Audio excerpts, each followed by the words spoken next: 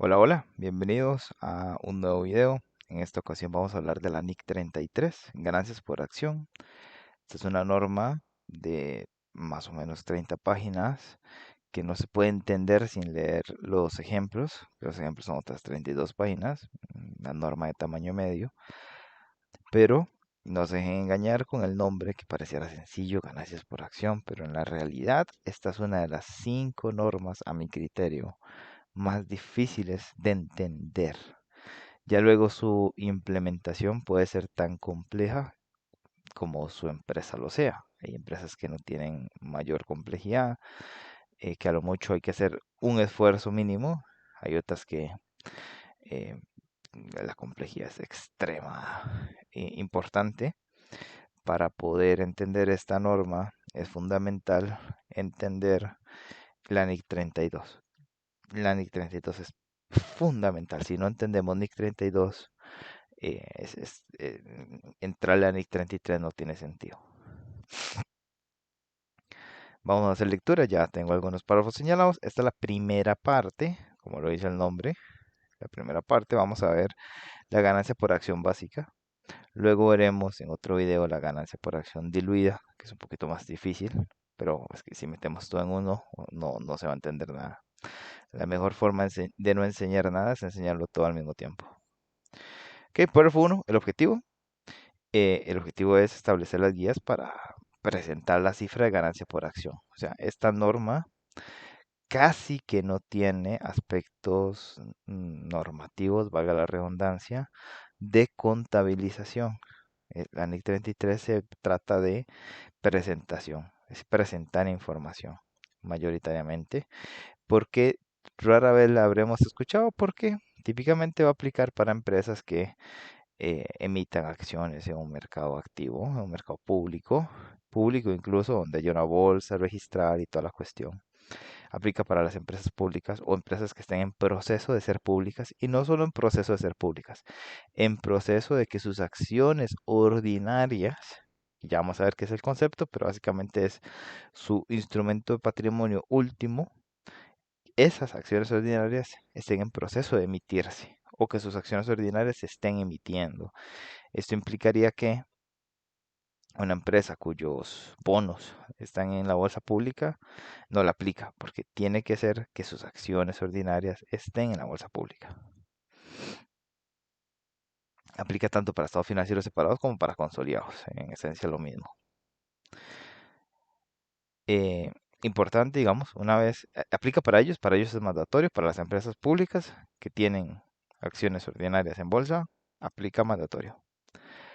Si usted quiere, puede aplicarla voluntariamente. No sé para qué se complicaría la vida de esa manera, pero si usted quiere, lo puede hacer. Eso sí, si en su estado financiero va a presentar una línea, alguna revelación en relación con cifras de ganancia por acción, tiene que cumplir todo lo que dice en esta norma. ¿Ok? No hay otras opciones.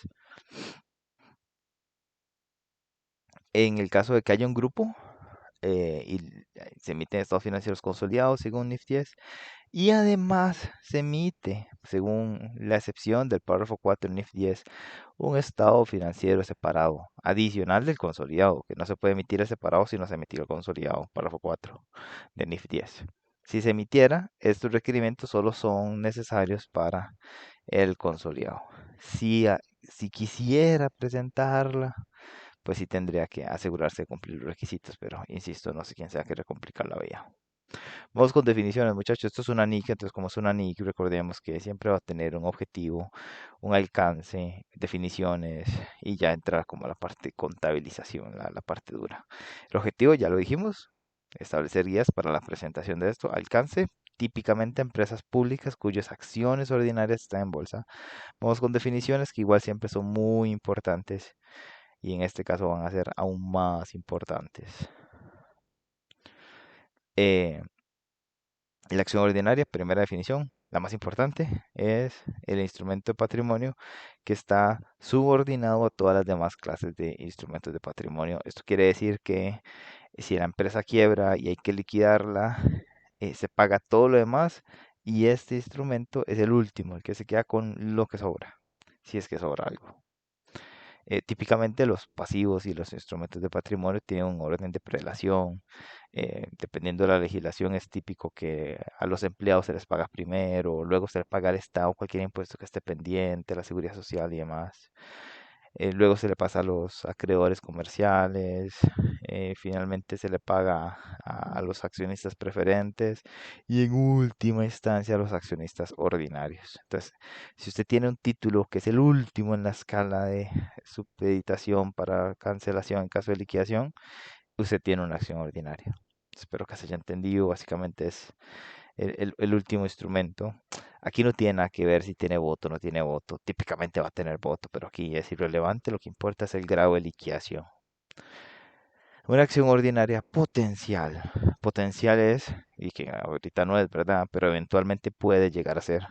¿Y cómo podría una acción ordinaria o cómo podría algún tipo de instrumento llegar a ser una acción ordinaria normal?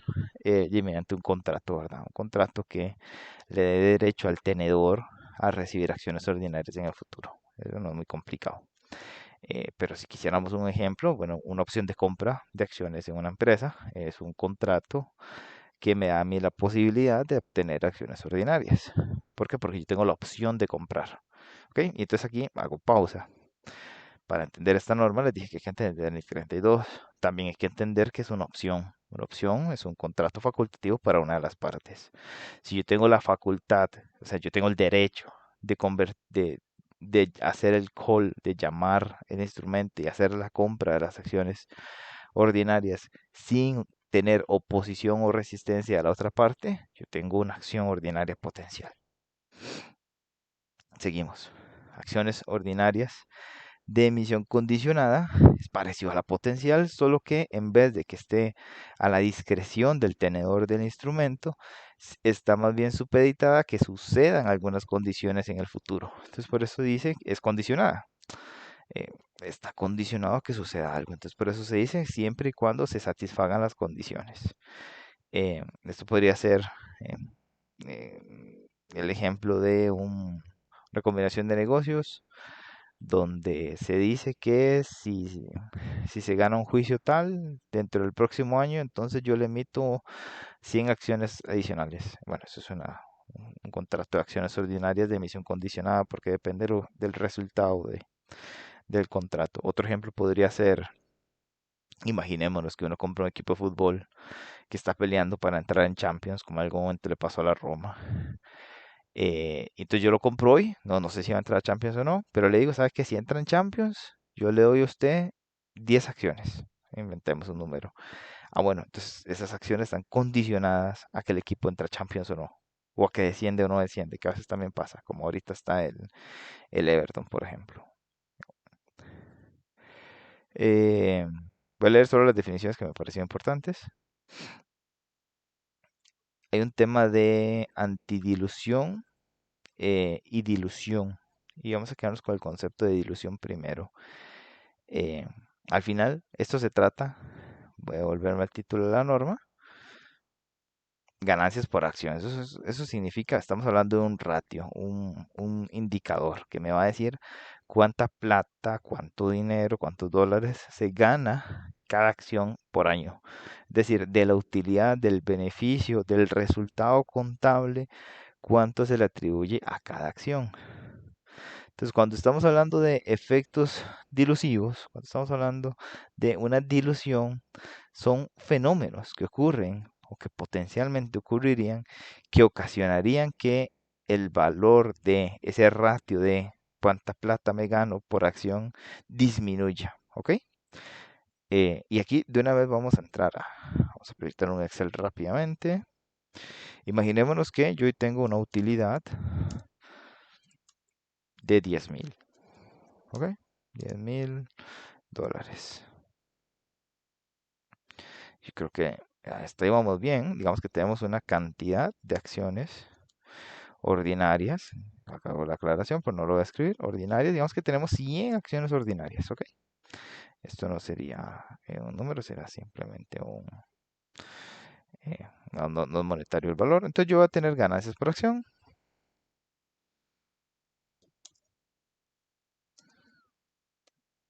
Ok, ganancias por acción, que también lo puedo escribir de esta forma para que quede más claro que esto es un ratio. La palabra por se traduce también, a veces entendemos que por es multiplicación, pero en otros contextos en la matemática, por se entiende como división. ¿Ok? Por ejemplo, hay 3 galletas por persona, entonces significa que de un montón de galletas yo puedo dividir y darle a cada persona 3. Entonces ahí estamos dividiendo. Indistintamente, entonces yo voy a agarrar los 10.000 y lo divido entre los 100. Tengo $100. Significa que cada acción me genera $100. ¿Ok? Un efecto antidilusivo podría ser, y ya aquí vamos a entrar a un concepto complejo, pero como ya sabemos NIC 32, que es el requisito para ver este video, digamos que tenemos un bono convertible. ¿Ok? Ese bono convertible está catalogado como pasivo, ¿ok? Y los intereses que paga, porque los bonos pagan intereses, van a resultados. Entonces, si los intereses van a resultados, y vamos a imaginarnos que los intereses fueron 2.000, ¿ok? $2.000 están en resultados y corresponden a intereses. ¿Eso qué significa? Que dentro de estos 10.000, hoy están disminuidos esos 2.000. Pero imaginémonos que este bono es convertible por 50 acciones. ¿Ok? El bono se convierte en 50 acciones. Entonces, ¿qué es lo que sucedería? Digamos que es convertible y que la opción de la conversión depende del tenedor del bono. Yo, empresa, no tengo nada que hacer ahí. Y es facultativo desde el inicio del periodo. Durante todo el periodo, el tenedor del bono ha tenido la posibilidad de hacer válida la conversión. Si él quisiera convertir eso, si él hubiera convertido eso, ¿qué es lo que pasa? Mi utilidad no hubieran sido 10.000, mi utilidad hubieran sido 10.000 más los 2.000 de intereses que metí en el gasto por intereses. O sea, esta utilidad es restados $2.000 de intereses. Y hasta ahí pareciera que súper bien, porque si yo mantengo los 100, significa que mi ganancia por acción se incrementa a 120, pero eso sería un error, porque en realidad, si el bono se convierte, si el tenedor del bono opta por hacer válida la opción, yo no tendría solo 100 acciones ordinarias, sino que tendría 150 acciones ordinarias. Y ahora el ratio de 12.000 entre 150 se ha convertido en 80. Es decir, que la ganancia por acción pasó de 100 a 80. Es decir, hay un efecto dilusivo. Eso es un efecto dilusivo. Es un fenómeno que puede ocurrir, que está presente, que está entre las barajas de opciones de la empresa y que causaría que manifestándose las acciones disminuyan su valor. ¿Ok? Eso es la dilución. ¿Qué sería un efecto antidilusivo? Antidilusivo es que imaginémonos que sí, que hay un bono convertible, pero que en vez de convertirse en 50 acciones, se convierte en 10. Entonces, en vez de aquí poner 150, vamos a poner 110. Y igual pagó los 2.000 de intereses que estaban restando los 10.000. Si se hubieran convertido son 12.000, ¿verdad? Porque no tengo el gasto por intereses. Pero divido entre 110 en vez de 150. Y entonces a la hora que divido los 12.000 entre los 110 me da 109. 109 es mayor que 100. Significa que si el bono se hubiera convertido, yo hubiera tenido un efecto antidilusivo porque más bien se hubiera mejorado el ratio de ganancia por acción. Eso es un fenómeno, una antidilución, que lo que hace es que hay un aumento en las ganancias por acción al asumir que los instrumentos convertibles como el bono se van a convertir o que las opciones, bla, bla, bla, van a ser ejecutadas, ¿ok? O tengo el efecto de la... Ok, lo que pasa es que los instrumentos convertibles son instrumentos que tienen muchas veces una opción incorporada o muchas veces tienen un futuro incorporado. Es un mix. Cuando está la opción solita, sería que la opción se va a ejercer. En el ejemplo que vimos del bono, el bono era un instrumento convertible, no era una opción per se solita. Y un efecto de dilución es cuando hay una reducción de la ganancia por acción, que era el ejemplo que teníamos cuando pasaban de 100 acciones a 150 y el rato pasaba de 100 a 80. Eso es un efecto de dilución y este de arriba es un efecto de antidilución. ¿Ok? Insisto, ya para ese momento deberíamos de tener todos claros que es una opción, que básicamente, como lo decía previamente, es un contrato que es un contrato facultativo para una de las partes que le da la opción de que cuando quiera ejercerla, pues va a obtener lo que quiere. Y en este caso sería el derecho de adquirir acciones ordinarias, porque es una opción eh, para acciones, digamos, ordinarias. Hay opciones para commodities, hay opciones para bonos, hay opciones para N cantidad de cosas. A veces hay opciones para comprar terrenos. En este caso estamos hablando y nos vamos a referir a acciones de compra de acciones ordinarias. Opciones de venta es igual, es una opción, pero en este caso la facultad de que el contrato se lleve a la realidad es en la parte que vende, ¿ok? Entonces esto sería un put. Yo tengo la facultad de obligar a la a la contraparte a comprarme. Me tiene que comprar porque yo tengo la opción de venta.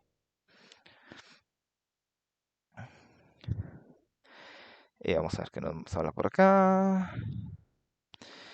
Algo importante, solo hay un nivel de acciones ordinarias, que es el más bajo, como hemos hablado, y se supone, digamos, la norma lo establece así, que las acciones ordinarias todas van a tener el mismo derecho a recibir dividendos.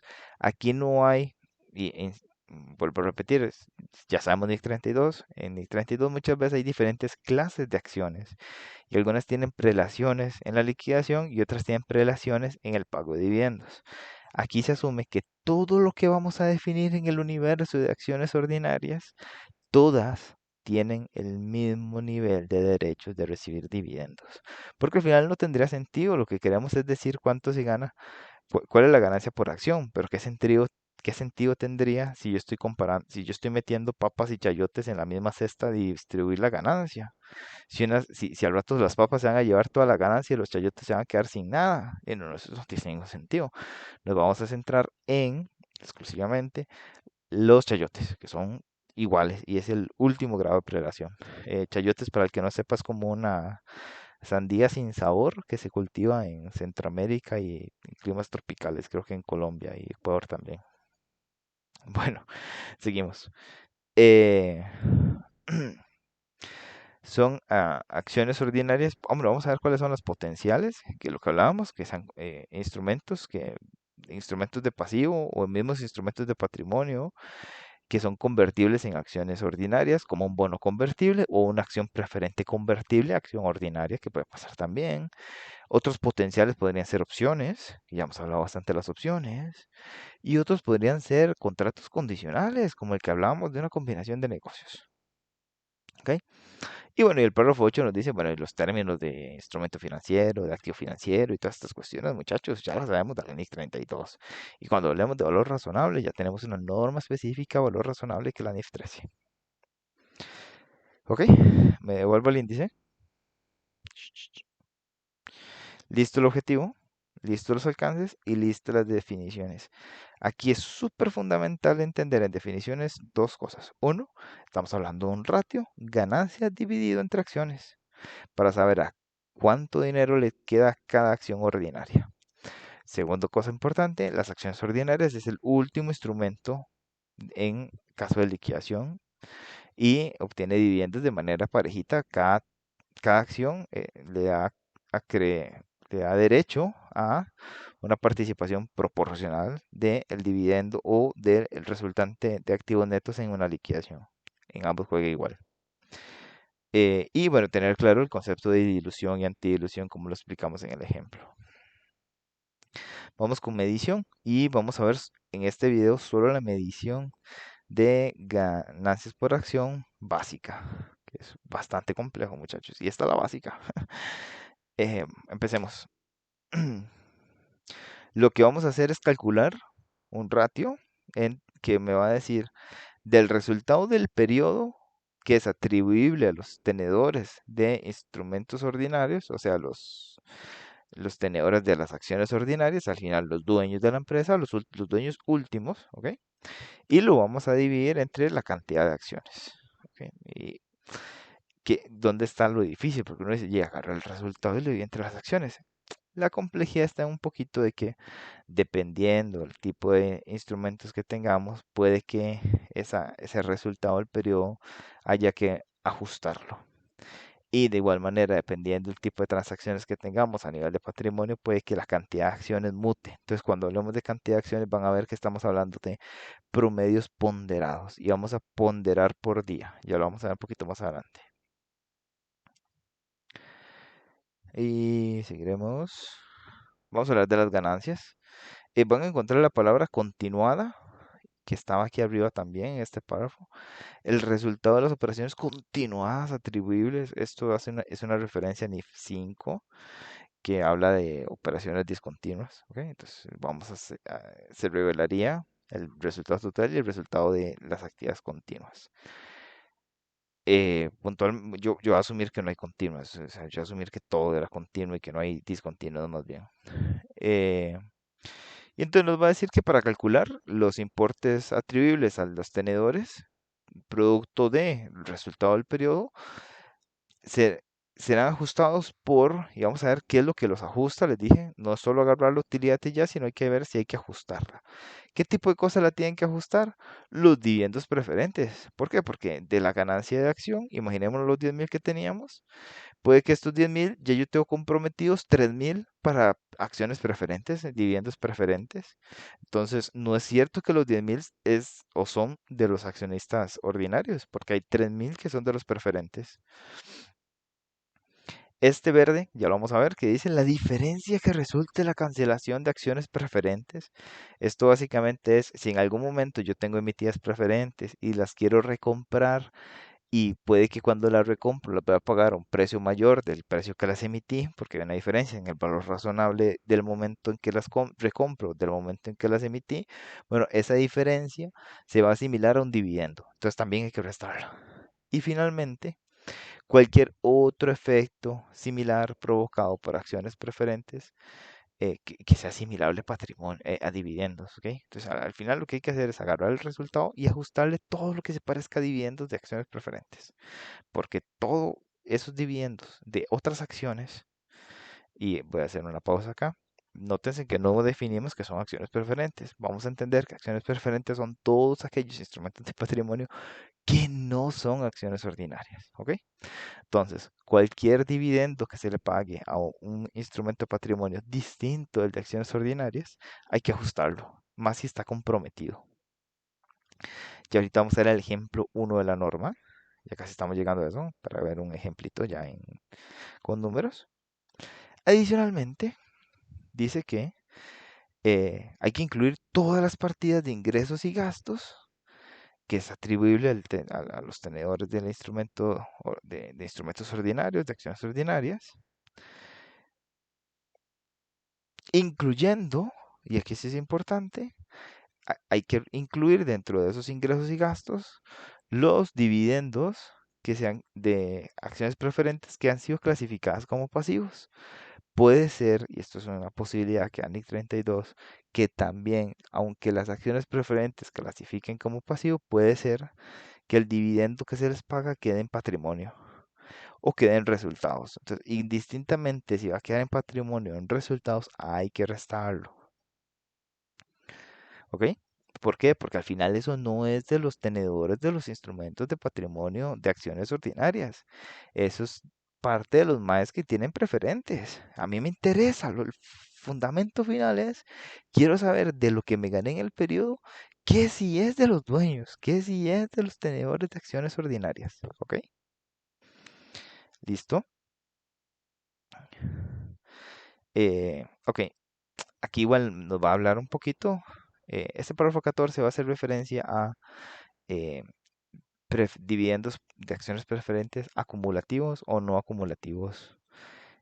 Básicamente hay acciones preferentes, y ojo, se supone que ya todos sabemos de 32, pero voy a explicarlo.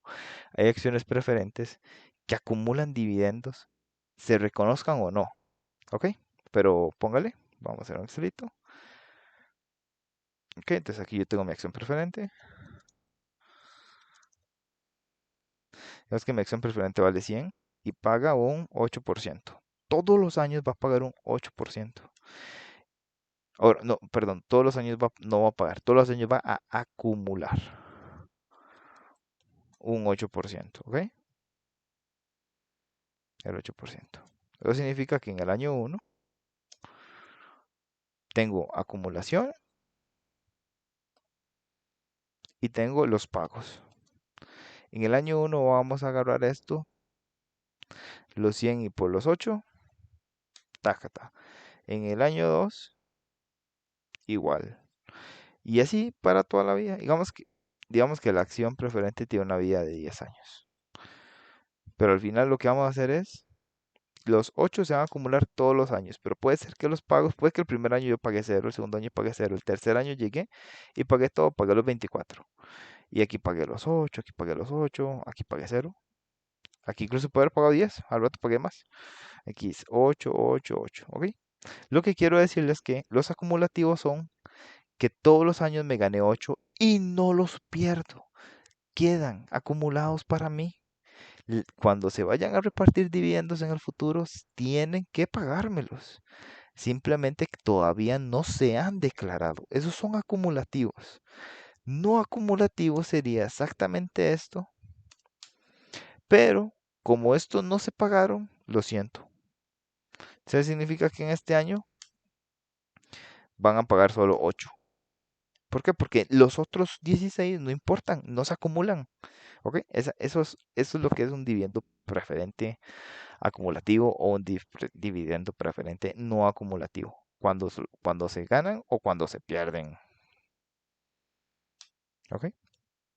Entonces aquí en este párrafo 14 va a decir que los dividendos preferentes no acumulativos se tienen que incorporar en el resultado del periodo solo en el periodo en que son reconocidos. Como son no acumulativos, ¿ok? No acumulativos, solo me importan los que se declaran.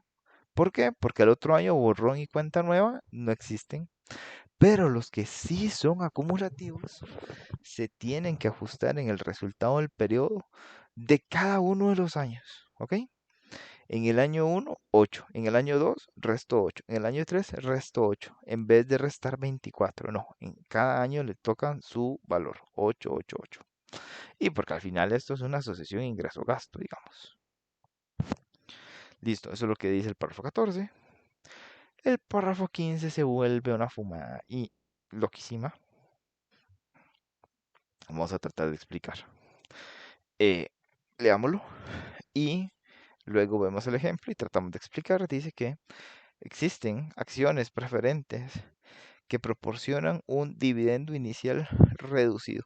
O sea, puede ser que en los primeros años esa acción preferente no pague lo que el mercado dice que ese instrumento tendría que pagar.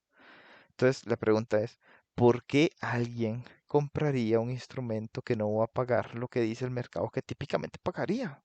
Es como que absurdo, ¿no les parece? La respuesta es que lo que se hace es que en el valor de venta se da un descuento. El título va a tener un valor nominal de 100, pero yo en vez de cobrar 100, doy un descuento, como en el mini super, cuando hay un descuento de algo que vale 1000 y me lo venden en 800, me hicieron un descuento de 200. En este caso, para las acciones juega igual. En vez de cobrar los 1000, que es lo que dice el título, se cobran 800. Eso es un descuento. O, y es lo que dice acá, puede ser que más bien en los primeros años pago más dividendo. Entonces la pregunta es, ¿ustedes creen que yo lo voy a vender a 1000? O más bien la gente va a querer pagarme más de 1000 porque sabe que va a recibir un dividendo más jugoso al inicio. Cuando eso sucede, que el valor de mercado es mayor de lo que yo estoy emitiendo, llama una prima. ¿Ok? Este sí es un requisito de contabilización. Y básicamente lo que me dice es que a esos instrumentos se les llama acciones preferentes de tipo creciente. Y que cuando hay una emisión que en su origen tuvo descuento prima, yo ese descuento prima lo tengo que amortizar según el método de interés efectivo que está escrito en la NIF 9 y cada año voy a tratar ese descuento no como gasto ni como ingreso, sino como un dividendo preferido a efectos del cálculo de las ganancias por acción. Y vamos a ver el ejemplito. Es el ejemplo número uno. Dice que la entidad D emitió acciones preferentes acumulativas de clase A. Ojos, dice que son no convertibles, pero son acumulativas y son no reembolsables Como ya sabemos de 32, sabemos que una acción preferente acumulativa no convertible y no reembolsable es un instrumento patrimonio, ¿ok? Entonces el dividendo va en el estado de cambios de patrimonio. Listo. Eh, Tiene un valor nominal de 100 unidades monetarias. Se emitió el 1 de enero del 2021. Pero ¿qué es lo que pasa? Que esas acciones van a dar un interés, un dividendo acumulativo anual de 7 unidades, son 7%, pero a partir del 2024, es decir, que el año 2021, el año 2022 y el año 2023 no va a pagar. Entonces, ¿qué es lo que pasa? Como yo no le voy a pagar dividendos, para poder emitir tengo que hacer un descuento. ¿Por qué? Porque ¿quién va a querer comprar un instrumento que no me va a pagar nada los primeros años? No tiene sentido. Es como cuando hay unas tenis que no se venden, tengo que ponerles un descuento para que alguien se las lleve. Funciona igual. Y esto es un calculito matemático muy simple. Básicamente lo que ellos hacen es calculan el valor del instrumento en el futuro y lo traen a valor presente, 81.63. Ese es el valor del instrumento, 81.63. Otro día podemos ver cómo se calcula. Entonces significa que un descuento de 18.37 para llegar a los 100, ¿verdad? Que el original son 100. ¿Qué es lo que pasa? Estos 18.37 para el cálculo de la utilidad por acción, tengo que amortizarla mediante el método de interés efectivo e ir reconociendo, digamos, el cuadrito. Básicamente lo que va a decir es que en el año 1 vamos a empezar con un valor de 81.63, vamos a calcular un 7%, que es la tasa interna, a los 81.63, y esos 5.71 los vamos a tratar como un dividendo atribuido a estas acciones preferentes. Es decir, que del resultado del periodo yo tengo que restarle estos 5.71. ¿Por qué? Porque es un dividendo implícito del instrumento que le emití al tenedor de las acciones preferentes. ¿Por qué? ¿Cuál es el objetivo? Que a partir del 2024 ya la acción esté pagando los 7 correspondientes. Va a tener un valor de 100 y cada año va a pagar 7. Y los va a acumular. ¿Ok?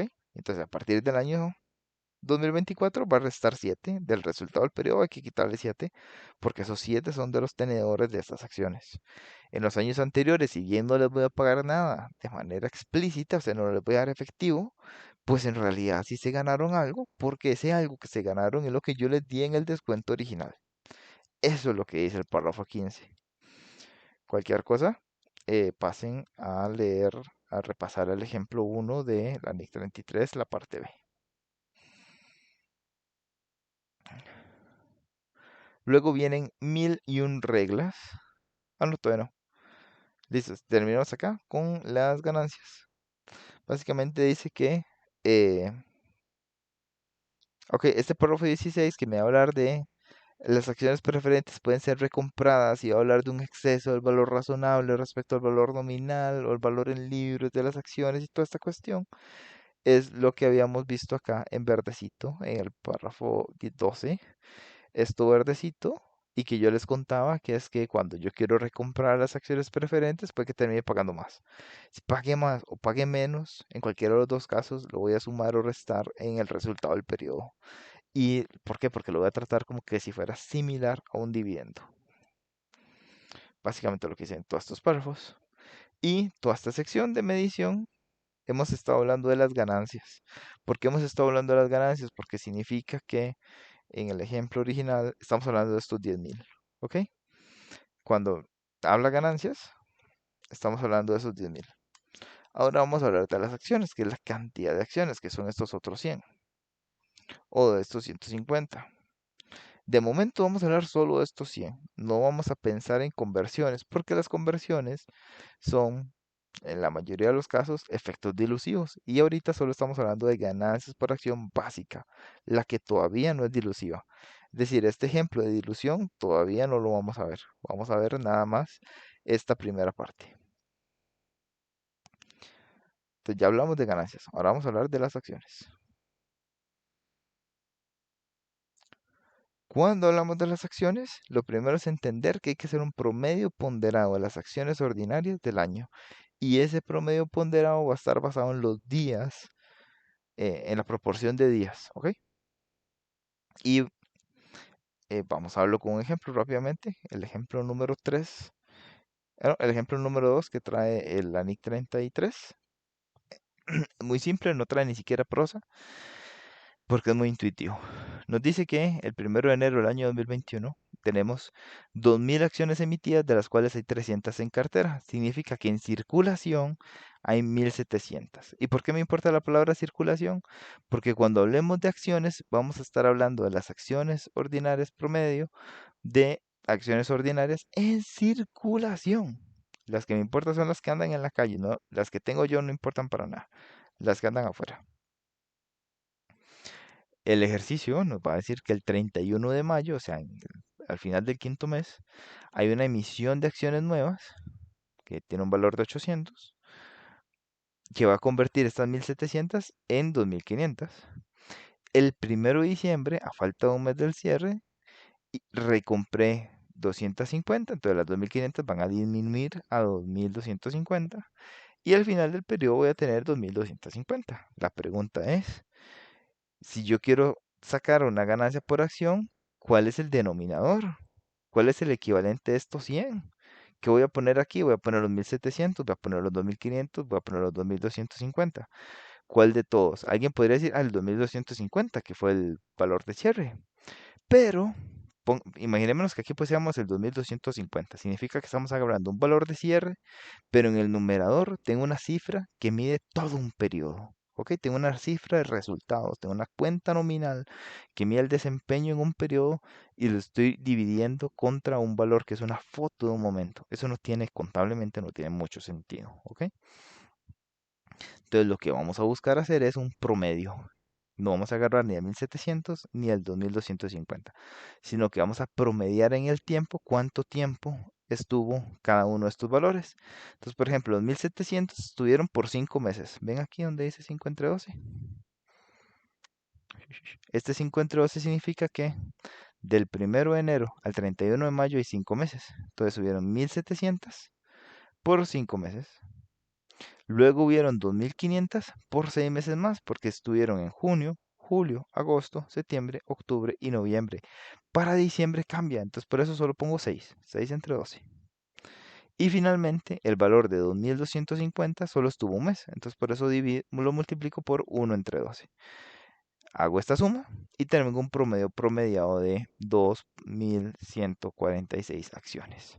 Otra forma de calcularlo es pensar que las 1.700 acciones originales estuvieron durante todo el año, pero las 800 estuvieron solo por 7 meses a partir de mayo. Digamos, estuvieron en junio, julio, agosto, septiembre, octubre, noviembre, diciembre, 7 meses.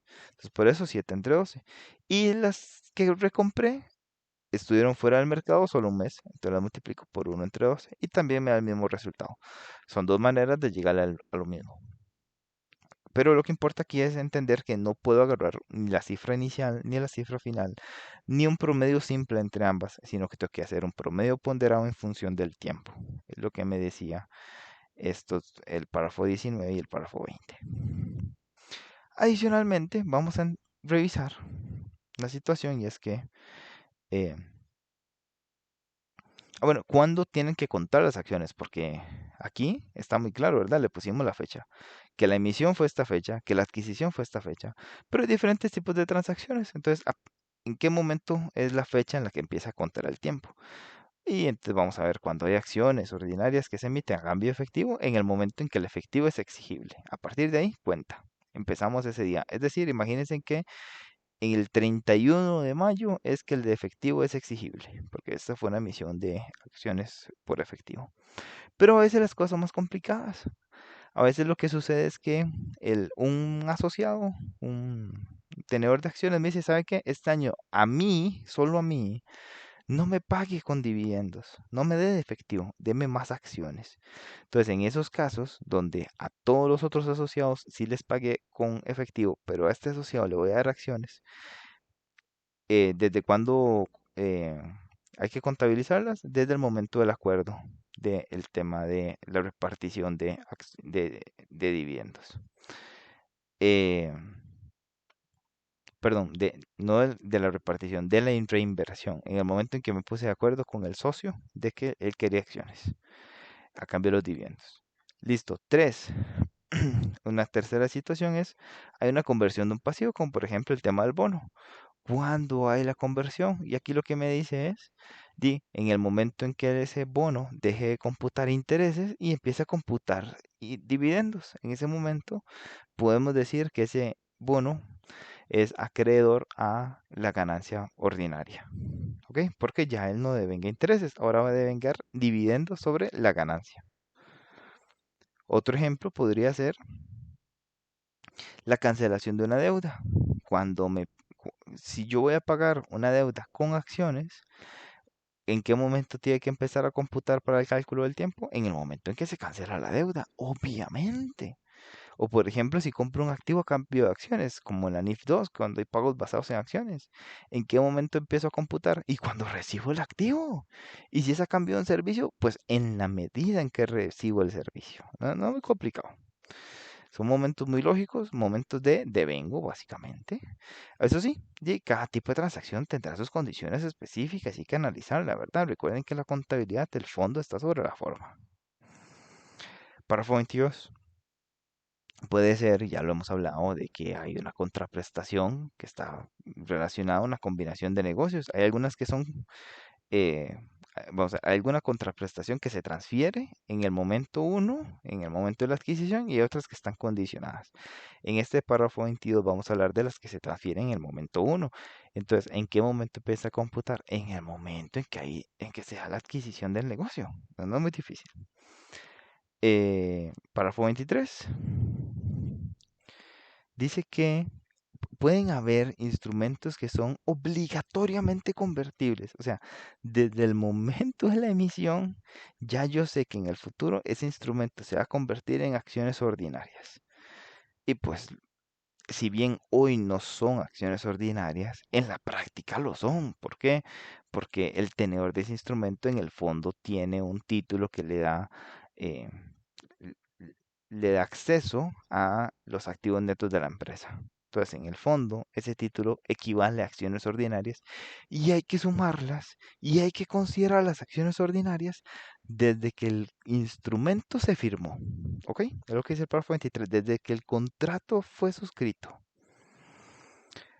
Párrafo 24 es un párrafo enorme porque tiene un montón de condiciones, por eso trae colores distintos.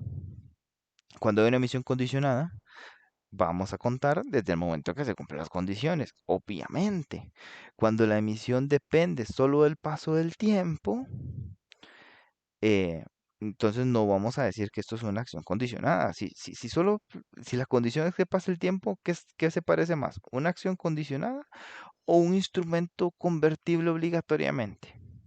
Pues obvia, es un instrumento convertible obligatoriamente. Olvídese de que el paso del tiempo es una condición. Falso. Y finalmente, para las acciones en circulación que tienen un reembolso condicionado, no se entenderá que están en circulación, sino que hay que considerarlas como que si son en cartera. ¿Por qué? Porque si yo estoy casi que forzado a comprarlas en el futuro, pues en realidad no están en circulación. Y como aquí lo que importa es las acciones en circulación, lo que está en la calle, pues esas en la práctica no estarían en la calle. Hay que entenderlas como que si son en tesorería. Finalmente, ¿ok? Todas estas son acciones que podrían dar lugar a inputs como los que se ven aquí, el del 31 de mayo, que es una emisión, o el del 1 de diciembre, que es una adquisición de acciones propias, acciones en tesorería. Sin embargo, pueden haber otras transacciones que no representen incrementos o disminuciones. Y vamos a tener mucho cuidado. Vamos a leer a partir de aquí, párrafo 26. eh,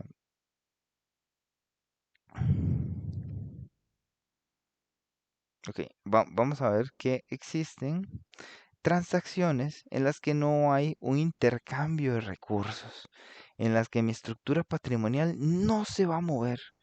Y el ejemplo es muy sencillo. Imaginémonos que, voy a duplicar esta hoja. Imaginémonos que decidimos que en vez de que cada acción, digamos que estas acciones valen $5, no importa, me da igual, $5. Di- digamos que vamos a decir que en vez de que las acciones valgan $5, ahora van a valer $2.5. ¿Eso qué significa? Eso significa que, que cada acción ahora vale la mitad.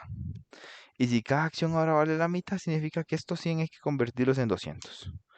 Y que estos 50 ahora son 100, ¿verdad? Porque también tiene que jugar para los convertibles. Y que estos 50 ahora son 300. Entonces las ganancias por acción se convirtieron en 50 y en 80. En vez de haber sido 100, perdón, 50 y 40 en vez de ser 100 y 80. Mi pregunta es, si lo único que cambió fue el valor de la acción, yo debería de considerar siempre, digamos, para que la información sea comparable, si yo comparo este año con el año pasado, yo tengo que asumir que la acción siempre tuvo un valor de 2.5 y no de 5, ¿ok? Entonces, este tipo de transacciones donde estamos haciendo un desdoblamiento de acciones, que son las mismas acciones, solo que ahora las cuento por dos. Son las mismas, es el mismo patrimonio, solo que ahora lo cuento por dos. En realidad, eso simplemente lo que se hace es que se ajusta como si hubiera estado vigente desde el inicio del primer periodo comparativo. ¿Por qué? Porque en esencia no hay un cambio en la estructura de patrimonio. Lo único que estoy haciendo es contarlas de forma diferente. Y contarlas de forma diferente no puede ser que afecte a la comparabilidad. No puede ser que yo le diga que ahora gana más que antes. Y no, no tiene sentido. Eso es básicamente lo que van a decir estas líneas de aquí, donde me va a decir que cuando hay una capitalización de ganancias o una emisión gratuita, que esto básicamente es a todos los socios de manera pareja, les voy a convertir parte de las utilidades retenidas en acciones, es una posibilidad. O cuando hay un desdoblamiento, que es esto que les digo, en cada acción antes valía 10, ahora pasa a valer 5, entonces ahora todos tienen el doble de acciones. Valen exactamente lo mismo, patrimonialmente lo mismo, solo que ahora las contamos por dos. Eso no tiene sentido.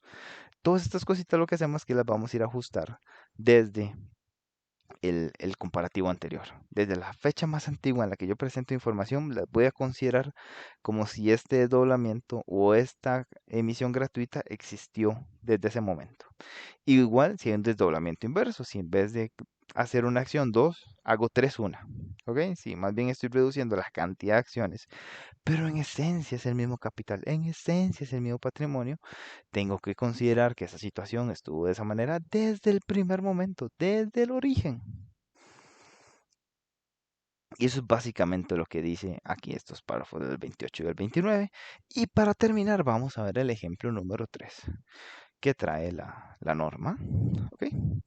Básicamente, vamos a ver que hay acciones que al inicio del 2020 se entendió que, ok, vamos a ver, esto es 2020, se entendía que habían 180 acciones, ¿ok? Y que esas 180 acciones eran perdón, error mío. En el 2020 hay una ganancia de 180 unidades monetarias, ¿ok? Esta es la ganancia total. Para todos los socios nos ganamos 180 unidades monetarias. Asumamos que son bitcoins para que tenga valor. En el año 2021 la ganancia son 600. ¿Qué es lo que pasa? Originalmente, al 30 de septiembre del 2021 habían 200 acciones. Pero el 1 de octubre hacemos una emisión gratuita y a todos los socios les vamos a dar dos acciones adicionales por cada una de las que tengan. Es decir, si usted tenía dos, ahora tiene seis.